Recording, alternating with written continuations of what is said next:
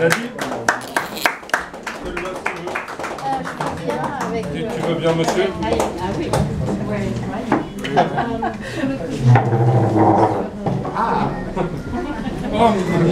Ok. Sur le Covid. Ouais, sur 2020 en fait. Donc tu joues avec des gants. C'est ça mon thème musical 2020. Un peu un texte comme toi tu avais écrit sur 2020. Un texte écrit à l'atelier de Hughes le mois dernier.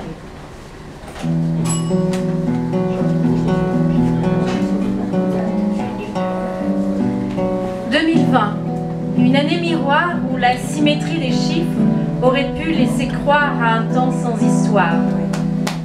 Et pourtant, on était loin d'imaginer à ce moment qu'elle allait être notre passerelle vers un après non dérisoire. Tel un funambule avançant timidement sur le fil de la vie, notre monde a parcouru cette année pour la plupart à domicile sur un pont qui s'est révélé bien fragile. Juste après les vœux qu'on se souhaitait comme d'habitude, santé, travail, amour, argent, à chacun son ordre préféré, sur la terre ferme on courait, on se bousculait, on s'apostrophait. Dans les airs, on redoutait presque les embouteillages avec tous ces avions qui planaient. Depuis quelques années déjà, les yeux parfois rivés vers nos tours de verre, on craignait aussi de les voir venir s'y écraser. Sur la mer, le plastique s'y étalait, formant des plages nouvelles, résultat d'un abus d'incivisme non maîtrisé. Puis est arrivé ce que l'on sait. Un méchant virus s'est présenté, engendrant un focus sur nos établissements de santé, pas en très bonne santé.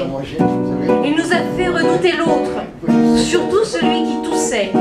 La guerre fut déclarée, la plateforme s'est dressée de part et d'autre, laissant sur le bas-côté les plus fragiles, ceux qui présentaient des facteurs de comorbidité, ceux déjà épuisés qui n'avaient plus la force de lutter. De tous côtés, on a pris peur, et ensemble, sans se bousculer, on a tenté de monter là-haut, plus haut, loin de cet ennemi qui contaminait. Il ne cherchait pas à faire le beau, il se contentait juste d'être là et de tranquillement se propager sur ceux qui osaient se rencontrer en vrai. Ensemble, on s'est retrouvés à créer un pont du haut duquel, de nos fenêtres, on s'amusait à admirer la nature qui enfin sans nous respirait à nouveau et s'épanouissait. Nous n'étions plus en elle pour l'écraser et la salir de nos mots. Il y a eu aussi des poètes qui, du haut de cette passerelle, y ont déclamé des mots de liberté. On se sentait soudés. À 20h, on sortait la tête pour applaudir ceux qui, en bas, continuaient à travailler pour sauver des vies. Mais les lits manquaient. Certains ont prié, d'autres méditaient. Beaucoup s'appelaient en virtualité pour partager des apéros improvisés, chacun de son côté. À mi-parcours de cette année, on était de plus en plus nombreux à manquer de liberté et on commençait d'en avoir marre de ne pas se voir en vrai. Paradoxalement, le mot frontière avait disparu de nos pensées. Sur cette terre, et même si on pesait de plus en plus lourd sur ce pont non adapté, quelque chose a su le soutenir pour qu'il ne soit pas déséquilibré. Et ce fut notre humanité. 3 ans après, des torrents d'eau ont coulé sous les ponts, après que l'on ait rêvé d'un après. Et pourtant, on était loin d'imaginer ce qui allait se passer. Aujourd'hui, nous voilà tous redescendus.